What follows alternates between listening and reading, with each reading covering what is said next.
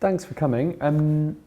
I've got the most boring title in the world for my talk, Marketing Careers. I'm going to take a meandering road, I think, through it, but hopefully give you some insights into marketing and how to get started, and in particular how to transition from a humanities or arts degree into a career in marketing. I'm Sam. I've not got a graphic design or illustration background, so I've dialed these slides all the way back so that you're not intimidated by my kind of raw excellence with graphic design. It's pretty rough and ready. I also, I was saying before we started, I realised that I graduated 10 years ago this year, so in a really cheap way of trying to curry favour, I've thrown in loads of emojis just to show you how old and ridiculous I am. Anyway, I'm Sam Edwards. So I'm the Group Marketing Director at Gerald Group, which is Gerald's retail store, but also properties and logistics and facilities management and training. We've got quite a diverse portfolio. I'm also the founder and managing director of Your Marketing, which is a digital agency just up the hill, actually. In fact, both of those companies are just up the hill. And I'm a non-executive director at The Feed, which actually, to get the trifecta, is there. I put these in mostly to remind myself that I am qualified to talk to you today. So they're there for me rather than for you. I'll talk a little bit about how each of those has come about and the kind of angle that they give me on marketing. But first, a quick pivot. So I was originally booked to talk about Your Marketing, which is to say is a digital marketing agency in the heart of the city. We work with clients across the country on transformative brand campaigns, principally. But a lot has changed in 6 months, so which was roughly when I was kind of booked to do this. So I sold that business, or rather, it was acquired by the Gerald Group. I started a new job as the Group Marketing Director, and I've learned an awful lot of new stuff in the interim. That process, the last 6 months, it's actually 5 months and 11 days, has taught me an awful lot and made me go on the journey that I suspect a lot of you are going to be going on as graduates going out into the world of work, trying to kind of forge a marketing career. So with that in mind, what I want to talk about today is a little bit about me. So moving, as I say, from an arts degree to a marketing career, do some market research. I normally do that with a kind of Menti poll when we got kind of larger audiences. We'll have a little discussion here. I think it's probably going to be easiest. Now, I'll try and lead that a little bit and show you what I generally get from that when I talk to people.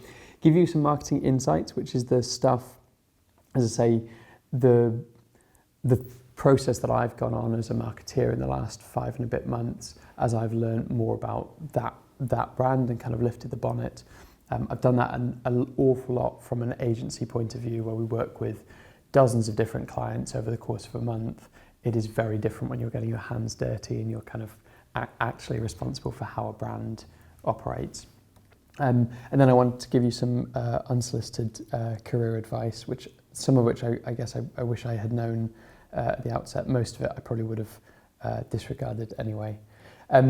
All the way through, I'm very comfortable just taking questions as we go. I'll pause every now and then to kind of open up and have a discussion. But if something is burning, please just shout out and I'll respond. So first off, about me. So I started out, say, with an arts degree. I studied American literature and creative writing, graduated from my undergrad 10 years ago this year. And we've had a long conversation before this about how old and tired I feel. I had no idea what to do at the end of that, and jumped into a master's, mostly because I really loved the subject, really loved what I was studying, literature, and didn't particularly want to leave it and go into the world of work. I had no consideration at that point about my career. You can tell that because I then spent a year writing a really terrible novel, which thankfully never saw the light of day. There's that whole other conversation there about kind of following those kind of passions and spending serious time committing to it. I really enjoyed that, but yeah, it shows you I was going pretty wayward if I was trying to build a career. And then I got a marketing internship and absolutely loved it. I mostly got that internship because my then girlfriend got a proper job, and I felt a bit embarrassed and needed to kind of probably up my game and actually do something. Why did I love it? I think this is going to look very cheesy, but I put here creativity plus influence equals loads of fun, which is like a silly way of saying it was a way to apply my creativity and really change things at the same time. My kind of fun is learning new stuff. You pick up an awful lot in an arts degree, but you probably will know more about art and culture 10 years on than you ever would have picked up in the 3 years, 4 years, actually kind of getting your hands dirty, studying that subject matter. And if you're interested in learning and developing, then there's nothing better than being thrown in the deep end and working on it. I did an internship that is too boring to go into, I would say, but I was doing that for maybe 18 months, and then did a brief stint in an agency for maybe another 9 months, and then started Yawn Marketing. So I started that in 2019. Our kind of slogan, I guess, tagline is that good marketing is like a yawn. It gets to you and it goes around the room. My principal interest in marketing is what we can do with our influence. You find that an awful lot with marketing, that a lot of what we do is transactional. It's 20% off, right? And you're running a quick promotion to try and garner sales.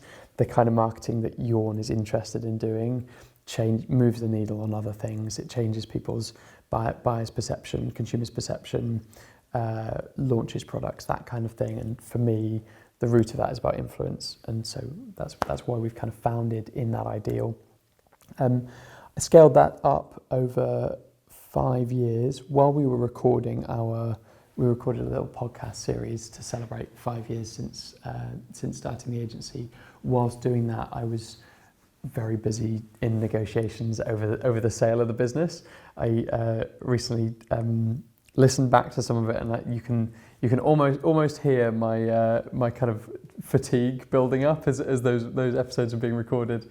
But yeah, we worked really hard on the acquisition, and the way that works again is maybe like subject for another discussion. But being part of a group is fascinating, and I'll talk a little bit about that in a moment. Yawn is still an outward-facing commercial agency, taking on bigger and better projects and working again with dozens of different clients every month. So the exposure that you get in an agency is second to none, and I'm very lucky that I still get some of that exposure. I still get to work with lots of different clients whilst working on my day job. So I like to think that I'm leading the marketing for Norfolk's finest brand, Sorry to NUA, which is a similarly old brand, but I'm enormously thrilled to work for that institution up the hill. When I started Yawn, Gerald's was on a short list of absolute dream clients to one day work with.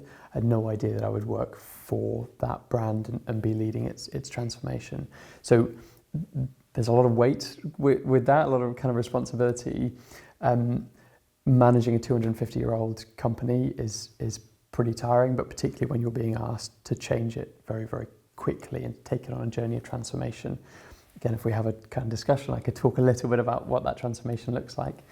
Every day is different, from big forward-facing strategic meetings to creative campaigns, the kind of creative campaigns incidentally that I dreamt of working on as a marketeer starting out, where you're able to scope out an autumn-winter shoot, right? Like that's the kind of thing that we get into marketing to do often, and it's very different from doing a 20% off promotion, which is much more transactional, kind of knee-jerk. Yeah, I also spent a lot of time putting out fires. I manage quite a big marketing team now, and whether we slip up or someone else slips up, you have to be very responsive to what's what's in front of you, and it's a pretty wild ride. The honest angle on all of that, how it actually feels, again, being kind of candid in a safe space, talking as a graduate and as an arts graduate and putting myself in those shoes. Gerald's is literally 50 times older than Yawn Marketing. Just the retail business is literally 100 times bigger from a turnover perspective, and it needs a shake-up. That's my job. That's why I was brought in, and I wouldn't have taken it unless shaking it up was on the table. That means that the learning curve is extremely steep. There are days when I do feel out of my depth, but it's taught me an awful lot. And again, I want to share some of those learnings today because all of them are valuable for new marketeers, and they certainly condition the way that I've stepped forward. I'll pause there quickly before moving on. Are there any questions about that trajectory and kind of what I've just covered that kind of pique your interest or that I can talk about? Yeah, James. What was the novel called? Not even important. And I would cringe too much to even go back to that part of my brain and retrieve it. Sorry. Anything else? Bestseller. Sorry? It could be a bestseller. It could be a bestseller, not in this lifetime. Cool.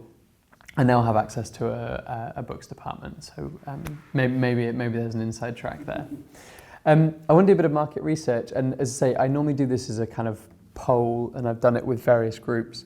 Instead, I'm just going to ask the room, if you don't mind, and we'll kind of do this in a kind of discursive way. Market research is a really good way to engage with your subject matter. Sometimes you need to just take a punt and go with your gut and decide this is the way forward, but often we want to substantiate what we do in some kind of data, some kind of focus group response. Most of what I've built my career on is digital marketing, where we have all the answers. In fact, we have too many answers, and the real talent is finding what data is of actual value to you. As part of my kind of journey with Gerald's, I've really enjoyed doing focus groups for the first time in my career and learning what you can gain from that. This is kind of like that, and I found that every conversation I have since taking that job has turned into a focus group, because everyone, especially when you're in a consumer brand, everyone wants to tell you what they think of that brand. So first off, I just wanted to understand, in this room, we all live in Norwich. Are you aware of Gerald's? Yes. Yeah, okay, cool. That's hurdle number one. I'm doing my job.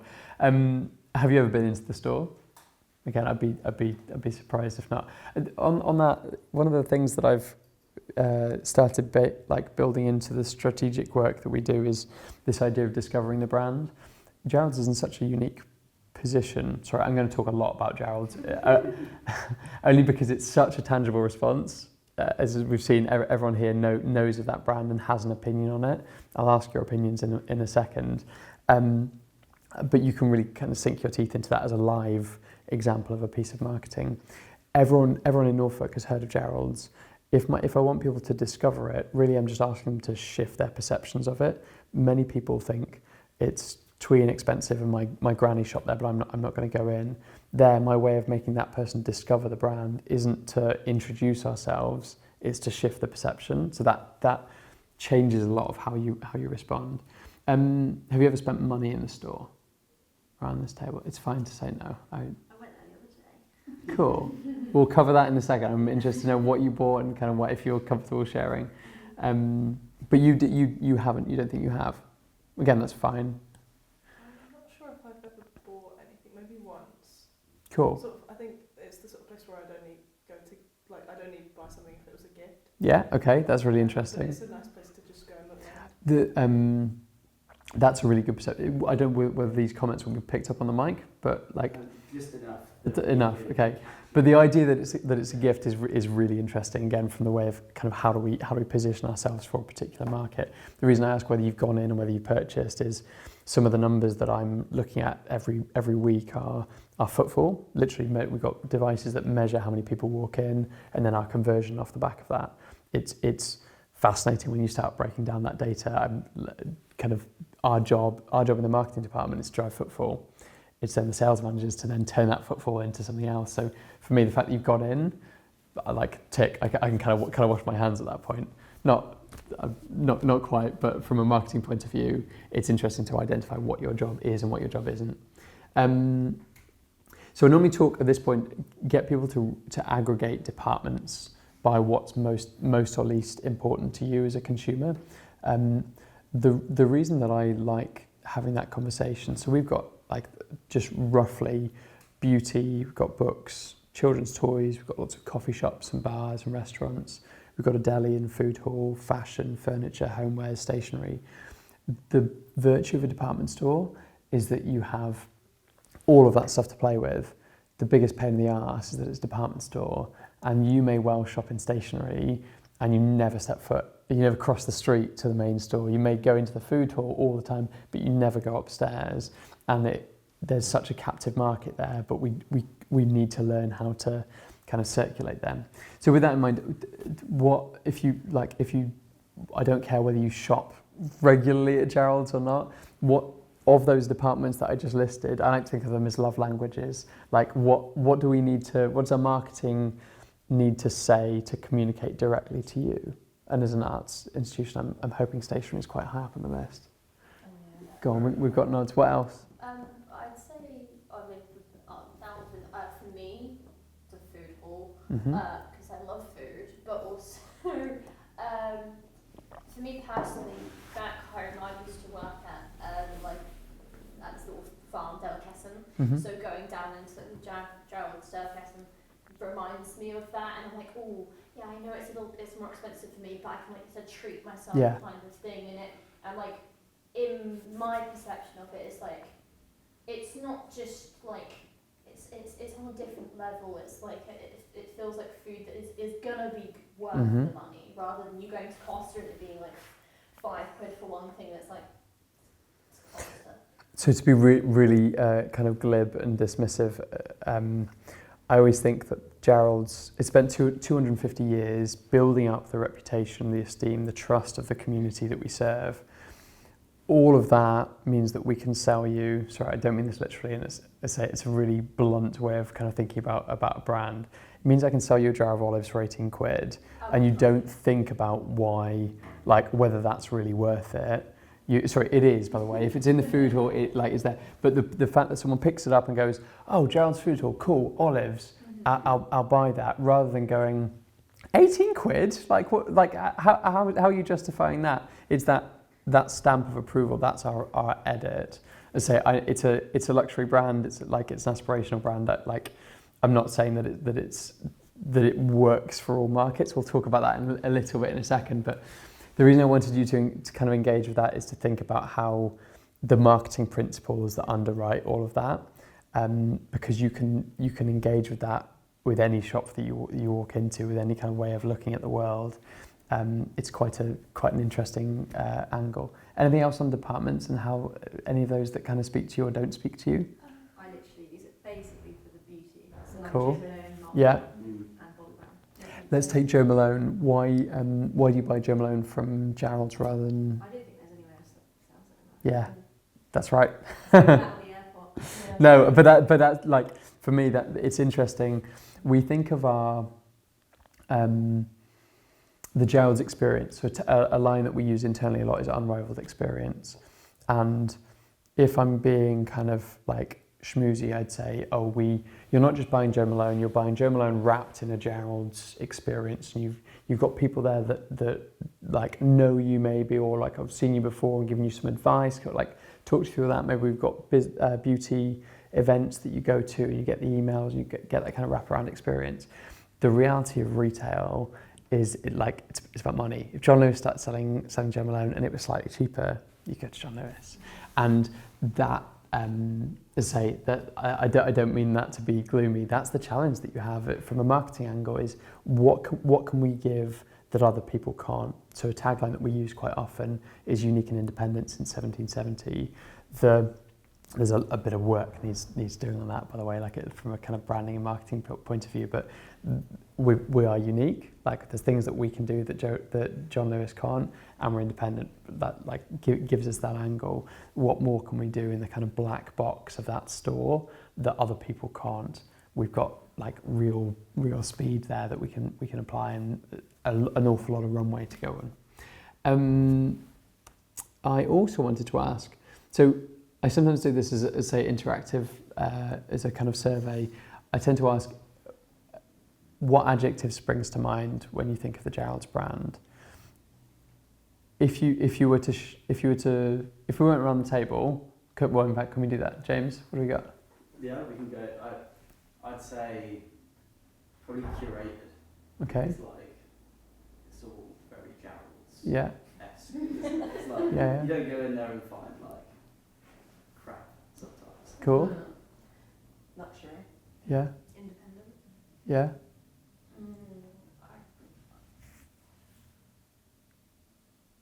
I'll say like surprising. High end.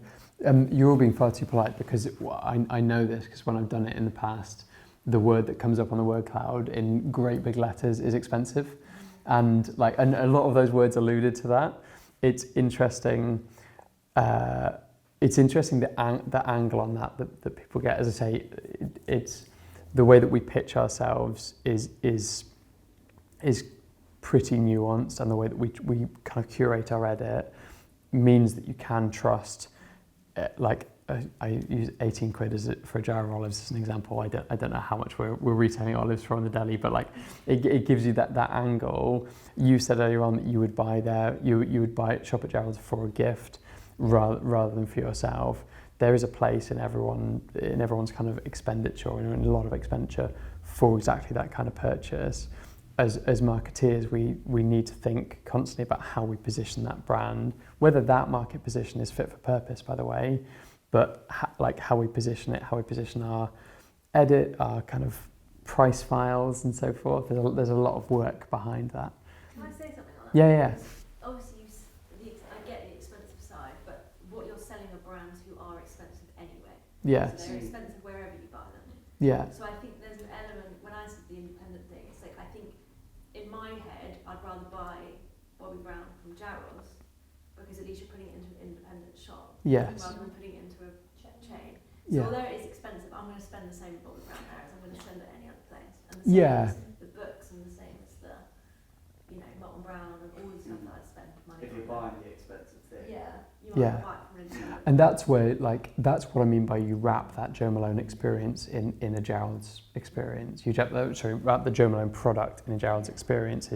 The experience is the feeling of like, oh yeah, I'm participating in Norfolk in a really odd way, even though I'm buying like a London a product that's come from a London business or international or whatever. Like I'm doing something quintessentially Norfolk.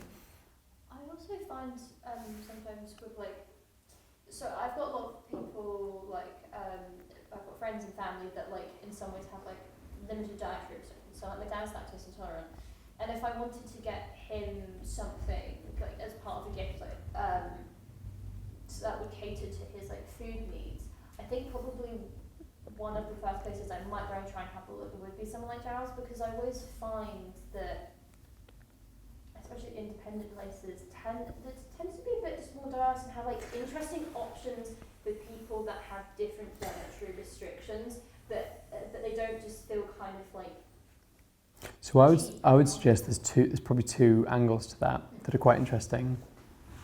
We have a direct line to our suppliers. You could, if you make your own peanut butter and it's good, you could walk into the food hall and you will probably find a food buyer, or you can say, where's the food buyer?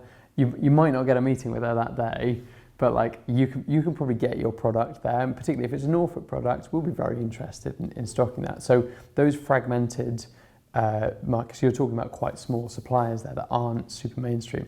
But the other reason that you will find that diversity is we have a direct line to our customers. If you go into John Lewis and say, you haven't got any gluten-free peanut butter, I don't know, is there any gluten in peanut butter? There is not, okay. Let's imagine there is. Like if you say that, they're not gonna send an email to head office saying, oh my god, we've got to get some gluten-free peanut butter.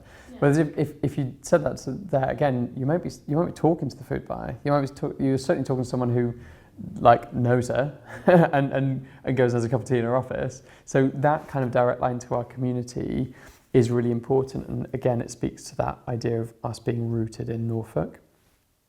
Let's talk a little bit about Norfolk, if that's all right. So I wanted to know what other quintessential Norfolk brands you've got in your head, or Norfolk or Norwich. Like what brands jump out to you as being specifically rooted in this place? Bread sauce. Bread sauce, yeah, always comes up. Coleman's. I'm not even sure if it is, but I think of Dogfish and Sevenwalls pub. Yeah.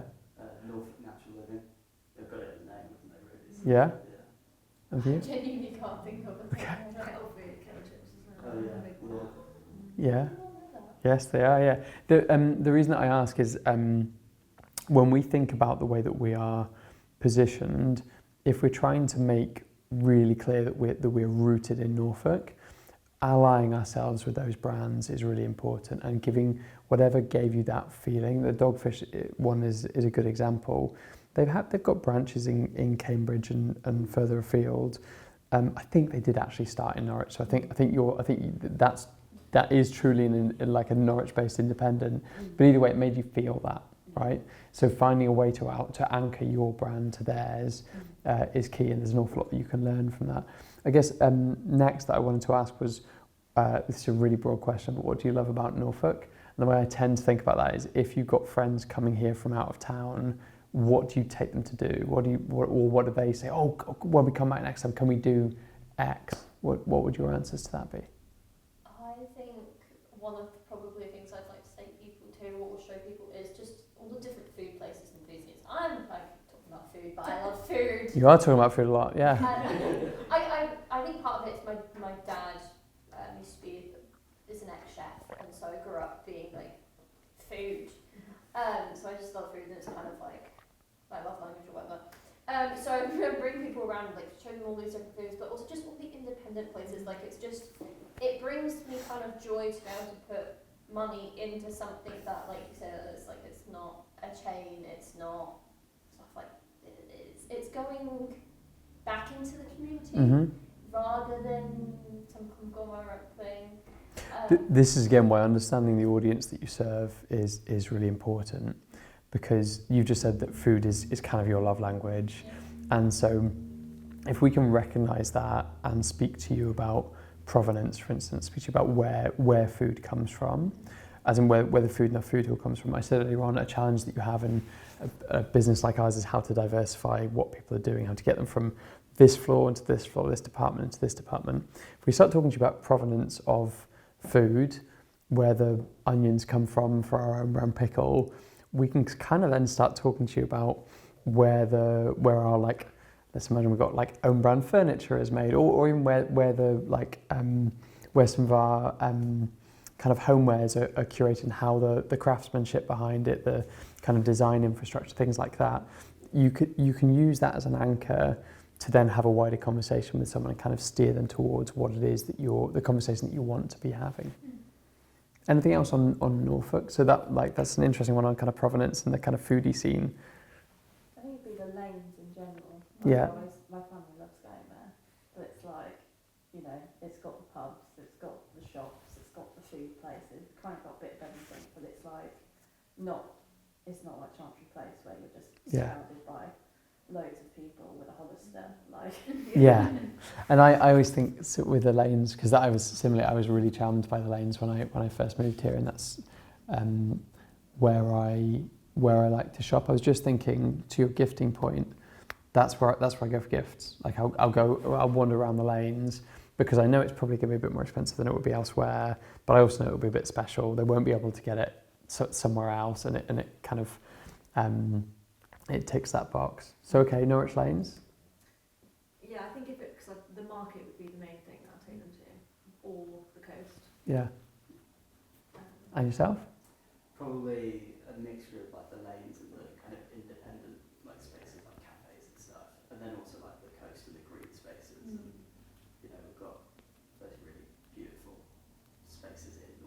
Yeah. as well, like Holcomb and Brooklyn and that kind of stuff. Yeah, nice. I'll come back to why I'm talking about Norfolk in a moment. Before, what was that? Sorry. Oh, the plantation garden. Plantation Gardens, yeah, that's a real hidden gem. Before, I want to just bounce back quickly to shopping habits. I normally like in these bits to ask when you last spent money in the city centre. Why do you laugh at that? Spent a lot of money today. Well, I was going to say I'm conscious that we're speaking in the city centre, so if you've go on. So you say you spent a lot of money today. Would you mind sharing how much you spent and where? Well, in the city centre is fine, and then it was after on Vinted actually. But Spending on Vinted is fine. yeah, it doesn't count. That's kind of guilt free. Some of it's credit. So I did. It was actually charity shop. So I went to Sue Ryder, and then we went to Pact. And then after that, because Fran was very jealous that I went charity shopping with Evie, I had to go with her to the one on St Stephen's Street as well. So it was a lot of. It's not brands, but it was a charity shop. But that's a big Norwich culture thing. That is a big Norwich Charity culture. shopping. So the rest of you, when did you last spend money on the high street? Also today. Also today? Cool, that's fine. At least it's fresher in your memory. Literally two things. I had to get some food earlier, and I was like, I'm just gonna go to Tesco and get a meal done. Because everywhere else was like closing, and I was like, I tried to go. I was gonna go into Gerald's. Yeah, of course you were. Other than food, do you remember the last time you spent? Yeah, literally. Also in the charity shops, I think I just picked up a couple of things down near Edinburgh Square, the big Oxfam. I love Cool. that big Oxfam. Yeah. But if I'm going to kind of like spend money, I love going around the charity shops. It's just brings me so much joy. Nice. And you? I'm trying to think. I don't think I've spent that much over the last few days, apart from getting a couple of bits from Tesco yesterday. I like the Prince of Wales Tesco. I think probably Friday or Saturday I got some nice cards from Elm. I love Elm. Yeah, I think that's it really. Cool. Over the James? last few days. Coffee from Yarn, Yeah. and I was shopping for a gift from Garrett's, Cool. which I didn't pick up today because I rushed here, but I'm going to go back for it tomorrow. I believe you again. So is it the Patagonia keychain? Yeah. No, Panto. Panto, yeah. The nice coloured keychain. I've got a friend who works in the stationery store. So Cool. so I thought, Nice. And I ask all that because it's interesting for me to hear, to understand how it is that people shop. But it's also interesting to for you guys to put yourself in those shoes and kind of be mindful of how you as a user, you as a consumer, and how you fall into different buckets for branding people and for marketing people. You mentioned Oxfam, for instance. One of the fun bits of my job is I now get to meet people from interesting brands, and I was talking to someone who run in the marketing team for Oxfam's kind of retail outlets. And again, it's interesting how they position themselves to capture exactly the magic that you just described of you don't really know what it is that you don't go in there wanting something specific, but you know you're going to be charmed and kind of delighted by that. A great anywhere that's doing kind of gifting and things like that is aiming for exactly that moment. We speak to perhaps a different market, but doing exactly the same thing where you want someone to go, oh, I don't know exactly what I want to buy for my sister, but I'll go into Gerald's. I know I'll find something really, really good, really like good quality, like nice and kind of diverse range, etc. Let's bounce back to kind of marketing insights then. So I wanted to focus specifically on what I've learned from that experience, from kind of starting to dig into this. Gerald's as a brand has reached a critical mass, right? I'd say it's been around for 200 years in Norwich, 250 in total, and it stands for something. We've covered that quite neatly today. Like you imbued it with a kind of trust that you wouldn't have for a kind of big multinational. You understand what it means. You have a kind of picture of what it means.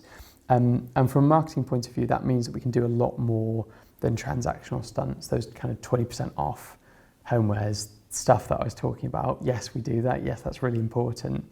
But if you take a more critical approach as a marketeer, you can start moving the needle on brand perception. So, and buying habits and buying patterns. So we were talking there about who the market is for different brands, different products.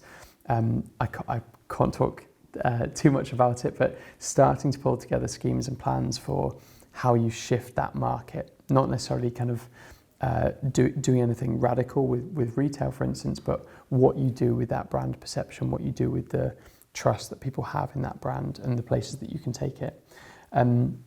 Really good marketing can innovate, it can surprise, and it can inspire people. For us at Jarrold's, our customers trust us. They want to go on that journey of discovery. It's for us to then decide where we take it. I like to tell my team that we've spent 200 years writing a check. We can now cash it. Like we can do things that other brands can't because they want to give it a go, because it's Jarrold's and because they trust it. To that kind of jar of olives analogy. It's worth, just because I think it's really interesting. It's the kind of thing that I would have been fascinated to understand if I was taking my first steps in a marketing career. The vision that we've got as a retail business, which is new and is to be an integrated lifestyle brand synonymous with Norfolk and an advocate for our region.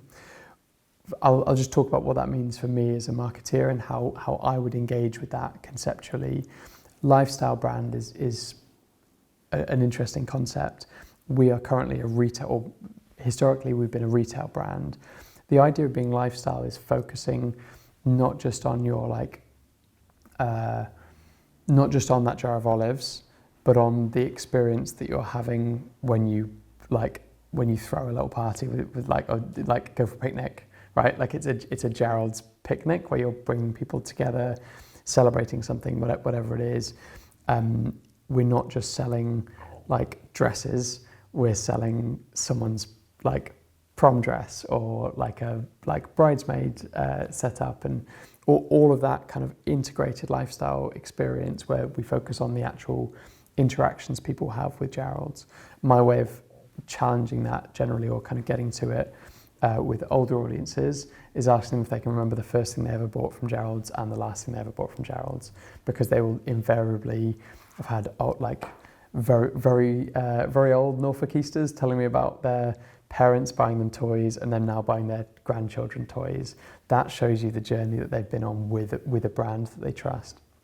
The idea of being synonymous with Norfolk is to wrap the Norfolk experience in a Jarrold's bow and the Jarrold's experience in a Norfolk bow, and make it so that those two kind of mean the same thing. And if we achieve that properly, so being an advocate for a region, it means that we can then promote Norfolk nationally as a way of promoting Jarrold's. We can promote Jarrold's nationally as a way of promoting Norfolk, so you really diversify the audience that you've got.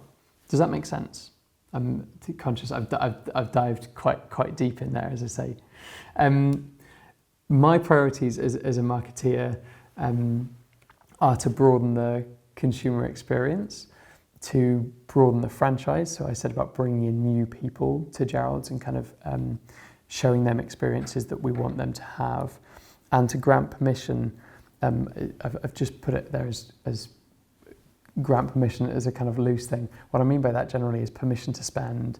So if you're waiting for a birthday to walk into the store and buy something for someone, that's great. I would much rather give you repeated kind of excuses to come in and make it so that next time you have an appointment like that, we are the number one thing on your list. A lot of what we're doing with our marketing, and I can kind of talk about this broadly, is trying to get people engaging with the brand as part of their kind of day-to-day, so that they know constantly what it is that we offer. And next time they're going out for lunch with their mum, they don't kind of look up places. They go, oh, I've been wanting to go over to Jarrold's for ages. They've got this new dish on there or something. So does that make sense? Kind of I'm talking there about the way that I've engaged with that to kind of get at the heart of kind of broader marketing concepts. The challenges that I'm facing there again, I think are interesting from a principles of marketing point of view.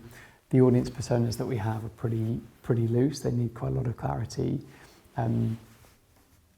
Good example of that, I was saying about how we don't necessarily serve a student audience. I don't know that because it's not documented as these are our personas, these are who we're targeting. So when we do open something new, we're not really saying aim for that kind of person. So as a marketeer, that's a real challenge for me, and you want to define exactly who it is that you want, often building up personas where some people kind of give those people names, like detail what car they drive and things like that. You can be very specific with that. So that means our marketing sometimes lacks focus. This is all, let's say, sharing this in a kind of constructive sense. And you get very busy doing really good work, but you're doing tactical work, which is really fun and kind of very immediate, but it's not transformative for a brand. Do you know what I mean by tactical activities? So that's kind of rolling out campaigns. So really accessible one is social media. You get very busy just posting lots of stuff, but you're not really thinking about the overall story that you're telling, the way that you're trying to move the needle on brand perception and tell bigger, bolder stories. So with that in mind, like generally you want to focus on your strategy and have a clear vision. Hence, we've started our work here by building a vision for the business that you can then track backwards from, so that me as a marketeer, I've got a really clear set of parameters. I really know what it is that I'm trying to do. That leads me to this idea of very potentially called it a marketing trinity, but that you have a vision, you then build a strategy, and then you have your tactics. So a lot of people, and this happens a lot early in your career, you'll join a business maybe to be doing their their email copywriting, and that's very transactional, very tactic based. On your first day, you'll have an email to write for the Thursday. Unless you step back and say, why am I doing this? Like reverse engineer, what's the end result of us sending out these newsletters? Unless you step back and say, what strategies does this fit in with, and in turn, what vision does that strategy serve? You just end up being very, very busy, kind of chasing your tail effectively. You need to have all three, but preferably in that order, and good marketing that follows that transforms a business rather than just keeping the wheels turning. There are a lot of really, really busy marketeers, and you can blink and you've spent 5 years as a really, really busy marketeer, but you haven't actually transformed that business. You haven't taken it on a journey.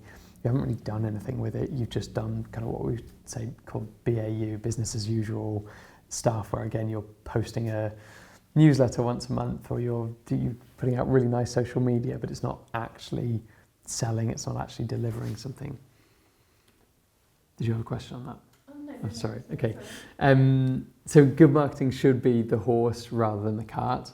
I know that sounds really, really simplistic, but when you're starting out, it's very difficult to step back and recognise that about the work that you do.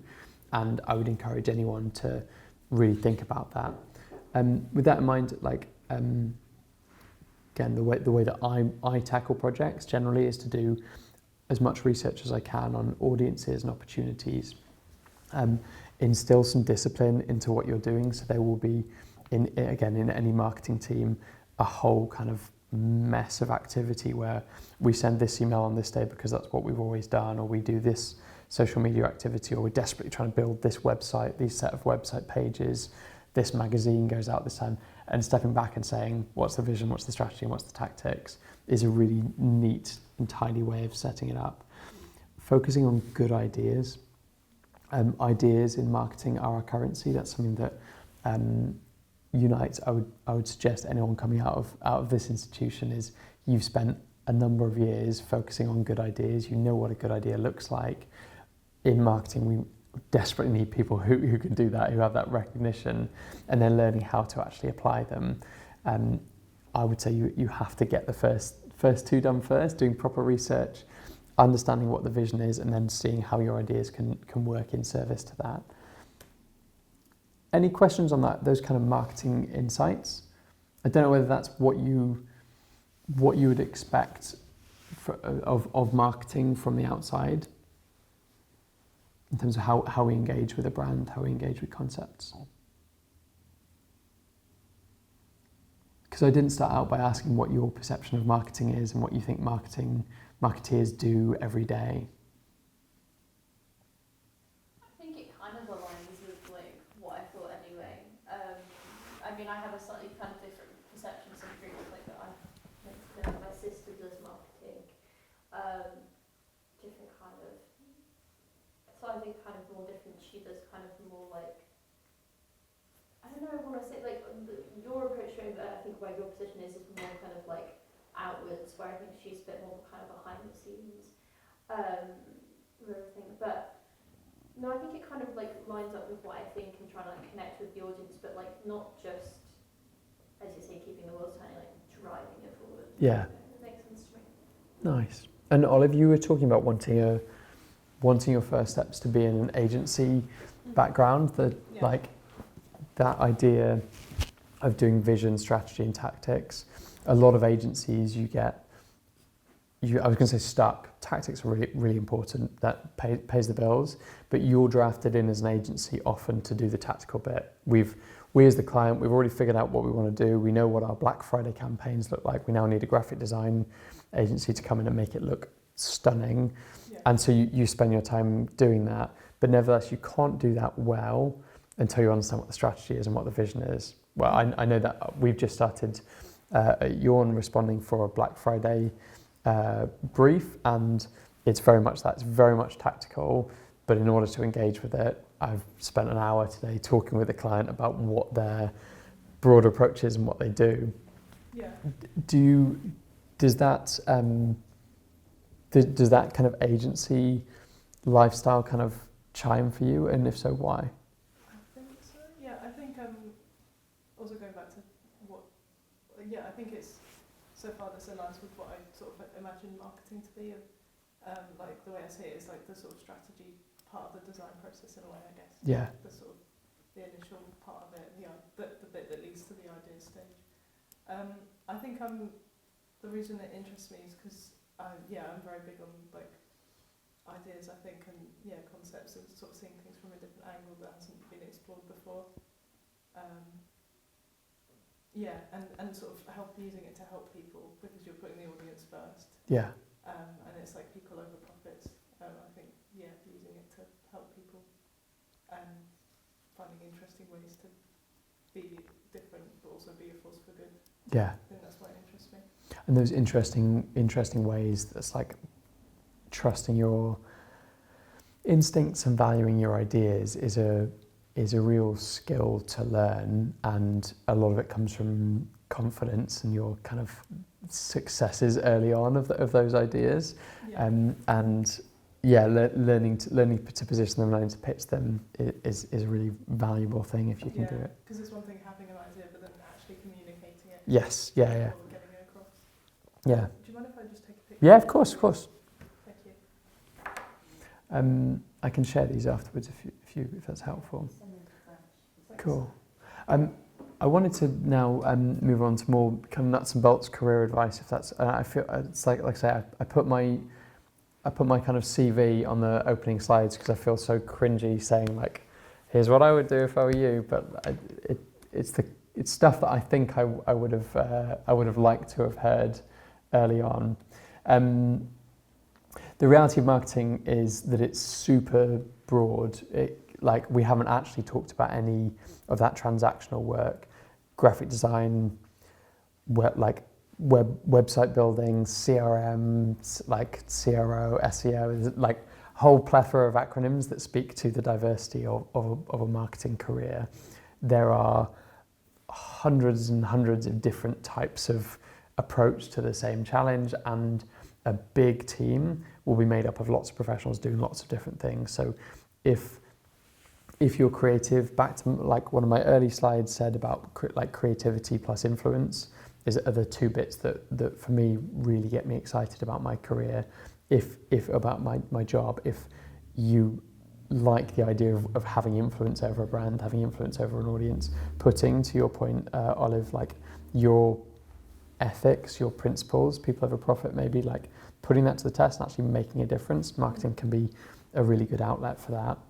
And it's broad enough to accommodate a lot of that. I put two kind of binaries here, the idea of strategy versus creativity, or the idea of analysis versus action. They're all in the mix. You get the privilege of treading a real line between the two. Maybe not in your kind of first job or your second job or your third job, but it's in there somewhere that marketing can do both of those two things, strategy and creativity. And you have the autonomy to affect real change. I would say a really valuable thing that I wish I had learned earlier on is figure out what it is that I'm best at and what energizes me, and just let that be my kind of guiding principle. Again, with here, it feels really silly to say like strategy versus creativity as if anything fits into really neatly into one of those. But at least understanding when you're doing a task, if you do arrive on your first day in your job and you're writing Thursday's email newsletter, to understand, okay, am I being asked to be strategic here or to be creative? And learning if it puts a real fire in your belly and you really enjoy doing that, learning whether it was the creative side of it or the strategic side that really got you going there. That's really important. And I put energizes you there as well, because it's a marathon, not a sprint, and you will find moments where you need some more inspiration, you need some more energy, and understanding what areas of the marketing mix will give you that is important. I like to ask people when I do interviews to ask what the difference is between sales and marketing. I won't bore you with, or I won't put you on the spot by asking you that today, but it's really good to challenge yourself with that. Again, I'm sorry to draw endlessly on Gerald's as an example. My job as a marketeer is to drive people through the door. The job of selling to them is the people on that shop floor. That's so clean cut, right? You literally have two different teams doing two very different things. You have two different key performance indicators on them. I'm measured on footfall, they're measured on conversion and like how much comes through the till. If I look at something like Yawn, where our marketing effort there is to kind of, maybe it's to promote what we call thought leadership, to position ourselves as experts in the field. But at the same time, when I met my client today and was talking to them about the brief that we're writing for them, I was doing kind of a lot of marketing. I was also doing some sales because I'm kind of getting our proposition ready for that person and positioning ourselves quite neatly. But I did a lot of what you think I was kind of peacocking, of talking about basically how great we are, and talking to them about, you're casually dropping in all of our case studies and the clients we worked in their industry and doing all that. And again, I like to think of a spectrum between apps and yachts, and we have the pleasure of working with clients all the way through that spectrum, and a track record of both working at both extremes. I've sold apps for 79p, and we've got a client that renovates really crazy expensive luxury yachts. Again, the marketing versus sales aspect of each of those is really distinct. If you're selling an app for 79p, you're probably trying to reach people on the toilet, and they're going to convert there and then. If it takes more than 40 seconds, you're probably not going to bother kind of winning them back. It's not going to be remotely cost effective to target them twice. They either buy it then or they don't. The sales bit of that is just the checkout. It's just them like doing that with their thumb and hopefully washing their hands. If you're doing a yacht, the marketing effort is get that person on a call to talk to an expert who's then going to bespoke build their yacht with them and go through that whole process. That's all sales.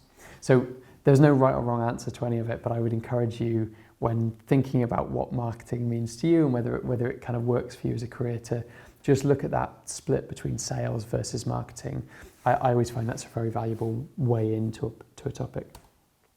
Right, some really quick transactional tips.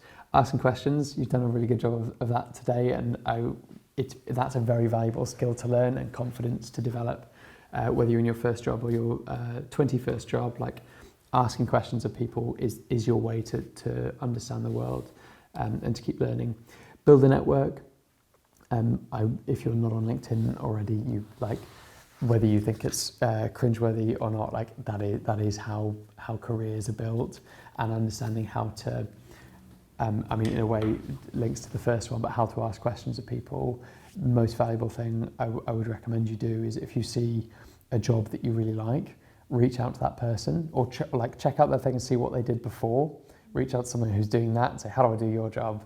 And how did you get in? Like you lose nothing from doing that, from asking someone for a coffee or like to jump on Zoom and have a conversation. The worst they can do is say no, but it starts by building a network. I can tell when I interview people aspiring to a marketing job, I can tell whether they actually know marketeers, because there's all the things that we want to talk about, the way that we discuss something, the way that we pull something apart only comes from having built a network and having those conversations regularly.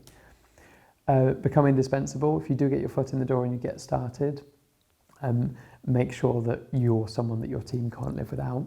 That probably means do a bit of everything, like pick up absolutely everything that you can. Again, apply your curiosity and build a network within that business, but really learn to kind of latch on. That sounds somehow nefarious, but it's really important, and it's really good for the business that you got. They've hired someone that isn't like, you don't get 6 months in and go, why are we paying that person for that thing? Like if it's manifest for them, they go, oh, of course, God, we really couldn't be doing this without April. Like she runs this place for us. That's a really valuable thing to have, and you get more and more responsibility, more exposure doing that. And then again, horribly cheesy, but follow the fun. Like finding out which bit of your role really inspires you, really energizes you, and then using that as your guide so that you can start navigating towards more of that. I use the example of like writing Thursday's email on your first day at work. If you get 6 months in and you go, I really hate copywriting. I loved it at university. I loved doing that when I was at college, but now that I'm here, this really doesn't inspire me, really doesn't excite me. Awesome. You're going to be a terrible copywriter because you really don't enjoy it. Figure out the bits that you really love, and they may not be the bits that you expected, but figure out those and use that as your guide. That's me done. Are there any questions on what I've covered? I'm conscious I whistled through that, but also kind of was doing all the talking. Yeah. I know this is only meant to be an introduction. Sure. I appreciate you might not be able to summarize. It's only an introduction, but I went far deeper than an introduction. Sorry. So obviously you've talked about the vision. When you get to the strategy point, Mm-hmm. obviously kind of a lot of our graduates, I'm just kind of thinking from this perspective, if they're a freelancer or a small business, Mm-hmm. but also for someone who potentially just doesn't have a background in marketing but has to do some part of marketing as their role. When you're building a strategy, what are the kind of key things that you need to think about before you get to the tactics? So I would always advocate that, like build network, ask questions, all of that stuff, talk to other people, talk to other marketeers, talk to people marketing similar brands. That's really helpful. Look at other brands a lot, but that will only tell you about the tactics. If I look at Selfridges on Instagram, I'm going to see what content Selfridges are putting out. It's not really going to tell me what direction they're going in, what narrative they're trying to tell. So for proper strategy, if you have figured out your vision and it's clear and it's succinct and you really understand it and people around you really understand it, start with a blank sheet of paper and reverse engineer from what you're trying to do. So let's say I want to bring young people in. Sorry, what's an example that isn't Gerald's, right? The feed, right?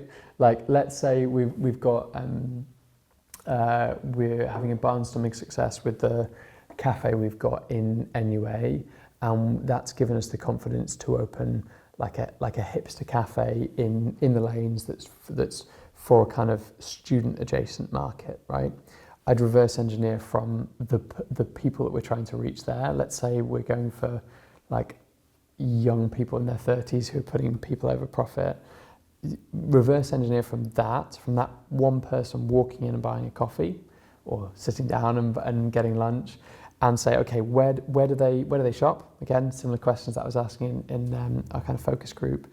Where do they shop? What do they watch? What do they read? Where are their sources of information? And if we, the feed, were there, what story would I need to tell to get that person walking down Lower Goat Lane and going, oh, cool, the feed have got a thing. I've seen about this. That gets you away from being a tactical of just hey, we've just opened a, sorry, we're not, by the way, but like gets you away from a really stupid place because we've got another one right there. But it gets you away from just our opening hours are 8 a.m. till 5 p.m. and it gets you into the realms of actually telling a story, actually engaging with that customer and kind of communicating something meaningful to them. Does that answer your That's question? helpful, thank you. Yeah. Anything else?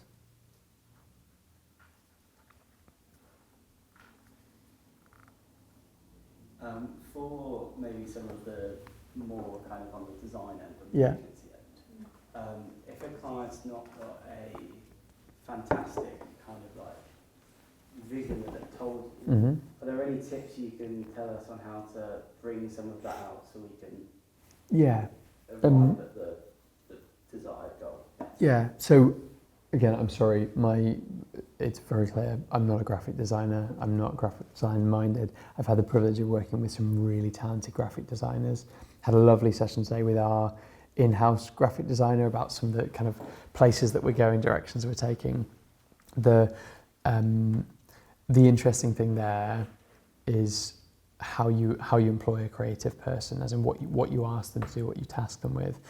The way that I've always found I work best with other creative agencies, particularly visually, is don't give them the solution. Don't tell them, hey, I want you to design a new logo. Say, okay, I need a new logo. So rather than saying it needs to be yellow, it needs to be bold, instead you say, okay, again, the strategy is this, the market is this, the challenges I've got is it needs to kind of speak to our heritage. It needs to maneuver us from here to here. It needs to and give them loads of problems because you've asked them to solve something. You haven't asked them to do something. And when you flip that and you're on the agency side, a red flag that I have hopefully taught my team at Yawn to see a mile off is, it's a good phrase, if a client says, I could do that, but I don't have the time, that tells me that they're buying our labour, they're not buying our brains, right? They want a spare pair of hands to knock out some social media posts. And if they say, I know how to do it, but I don't have the time, that means they're constantly going to scrutinise what you do because they think they're better than it. They think they can already do it. If they come to you and say, our socials are really dry and it's really frustrating because our customers love us and they're engaging with us in this way, but they're just not going there, that means they're coming to me with a question and they want an answer. From a design point of view, your question was basically how do you do it if they haven't got the strategy? One of two answers there. Either they don't care about the strategy and they think they already know what they want, or they haven't given you enough of the problems for you to then give them the solution. So I would ask around that and figure out whether they already have a clear idea of what they want from you or whether they are open to suggestions. And generally my approach to those kind of conceptual bits is give them three badly worked out ideas, as in like say these are just drafts, like these are really, really loose, but indicatively if we went down this option it would look kind of like this one would look kind of like this one would look like that. Again, the meeting I had earlier on was exactly that. I said don't spend any work on this project, give me 3 designs, 3 kind of concepts, and we'll go from there. None of them will be right, but they'll give us that direction. Anything else? Where do you see your marketing going in the future, or what do you hope to do next? Is there any other Norfolk brands that you'd love to work with? This is a really lovely week for me because we've just been invited to tender for like an enormous East Anglian brand, or a very, very big East Anglian brand that I'm pretty excited to be considered for. Even being considered is a really, really big win. So yeah, we're going from strength to strength, and on a kind of pride note, it's they didn't know that we've been acquired, they didn't know that we were part of the group, so we've won that off our own. We've won contention off our own back. We now need to respond to the brief and do all the stuff that I was just describing.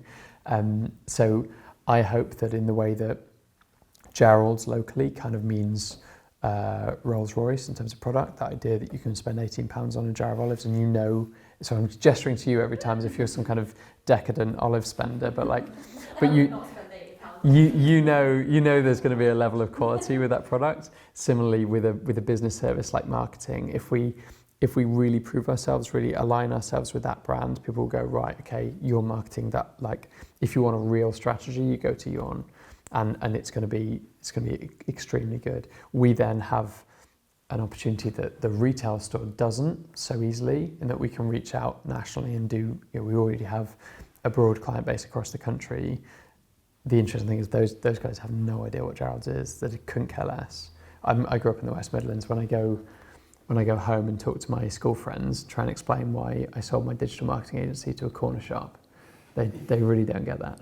So that's my next challenge. Any more for any more?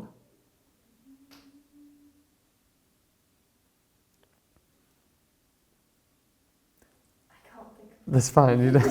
There's no pressure to think of more. Should we wrap up there then? Yeah, I'll Cool. cut there and then Thank we you. can